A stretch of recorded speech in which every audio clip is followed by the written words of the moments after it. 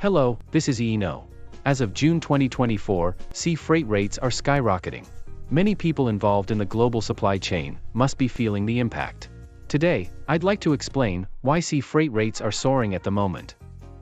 First, let's look back at the freight trends of 2023.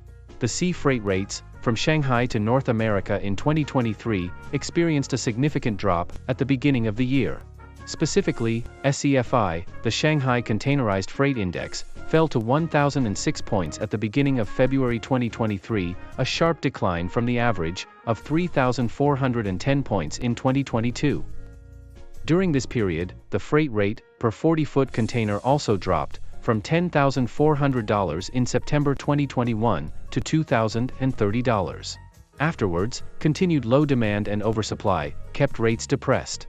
For most of 2023, the freight rates remained at low levels. This was due to the continuous influx of new ships ordered during the COVID-19 pandemic, leading to an oversupply. The introduction of ultra-large container ships, exceeding 20,000 TEU, aggravated oversupply on major routes between Asia-Europe and Asia-North America.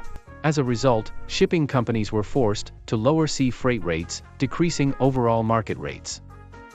Additionally, the port congestion and supply chain disruptions seen at the beginning of the pandemic were gradually resolved by 2023.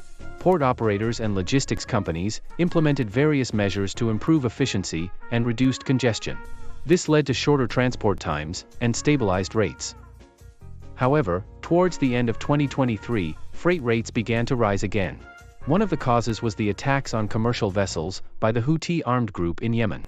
This forced ships to avoid the Red Sea and take a detour via the Cape of Good Hope in South Africa. The Houthis, linked to the Israel-Palestine conflict, targeted countries supporting Israel and their economic activities. Although these attacks directly targeted Israeli commercial vessels or those connected to Israel, they had widespread effects, making other commercial ships targets as well. With ships taking the detour via the Cape of Good Hope, the operating distance increased significantly. This resulted in higher fuel consumption and extended operating times by over 2 weeks. Consequently, operating costs rose, leading to higher ocean freight rates. Furthermore, the detour reduced the turnover rate of containers, exacerbating container shortages at major export ports in Asia. Especially for exports from China, container shortages have been reported, further driving up freight rates. Port congestion has also contributed to rising sea freight rates. Many ports are struggling to cope with the surge in transport volume, straining their infrastructure. This leads to longer waiting times for ships and difficulties in efficient cargo handling. Singapore, in particular, plays a crucial role as a major hub port in Asia. It handles a large volume of transshipment cargo, connecting intra-Asian and Asia-Western trade routes in Singapore. This has resulted in strained port facilities and workforce, causing congestion. Over 130 ships are experiencing offshore waiting times of 2 to 4 days, worsening the container shortage. Let's also consider the economic aspects. Since 2023, economic growth in Western countries has been recovering, particularly with increased consumption in North America and Europe.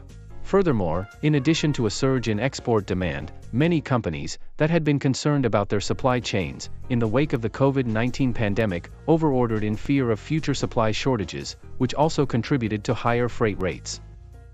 The U.S. Federal Reserve is looking for the right time to cut interest rates to curb inflation pressures, but the U.S. economy remains strong and demand is robust. Typically, July, August, and September are considered peak seasons for North American transport, and high transport demand is expected to continue until early October before China's National Day. Next, let's turn to China. Amidst the slump in domestic demand in China, exports are a vital means to support economic growth. Especially with sluggish domestic consumption, exports are essential to absorb the overproduction capacity of manufacturing industries. The Chinese government is implementing various export promotion measures to maintain economic growth. These include stabilizing the yuan, providing tax incentives to export companies, and expanding export financing. This aims to maintain the competitiveness of Chinese products and expand their market share overseas. However, China faces trade frictions with the US and other geopolitical risks. It is turning these challenges into opportunities by strengthening exports to emerging markets and countries targeted by the Belt and Road Initiative. This strategy seeks to diversify export markets and reduce dependence on traditional major markets. So, how long will this surge in sea freight rates last? It's hard to say, due to the complex interplay of various factors. Some predict that the supply-demand balance will stabilize in the latter half of 2024 as more new ships are introduced into the market. However, labor negotiations are scheduled on the U.S. East Coast in October 2024. Although not as severe as on the West Coast, terminal disruptions are expected. Once container shortages and supply chain disruptions occur, they do not resolve quickly. It takes at least several months, and meanwhile, the North American Christmas shopping season will arrive, making it uncertain whether ocean freight rates will decrease in response to high demand. How was this explanation? As I have explained, in 2024, factors such as geopolitical risks, leading to route changes, increased demand, due to global economic growth, rising operational costs, and space constraints, are driving up freight rates. Especially, the attacks on commercial vessels in the Red Sea by the Houthis, stemming from the Israel-Palestine conflict, are a significant factor.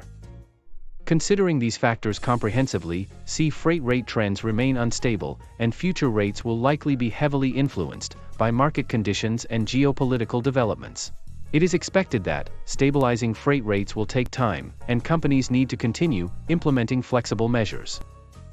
The current surge in sea freight rates, due to supply chain disruptions, is caused by these factors. If you need to explain why ocean rates are rising for your work, please share this video. The animation makes it easy to understand. That's all for this issue. Thank you very much. In this channel, I explain about international logistics knowledge for your better understanding. I hope this video will be a good support for your logistics job. If you have any shipment from Thailand or to Thailand, please feel free to contact me Iino-san anytime. Also, I'm very motivated to keep updating these videos. If you subscribe, press good or comment anything. Well, thank you. See you next time.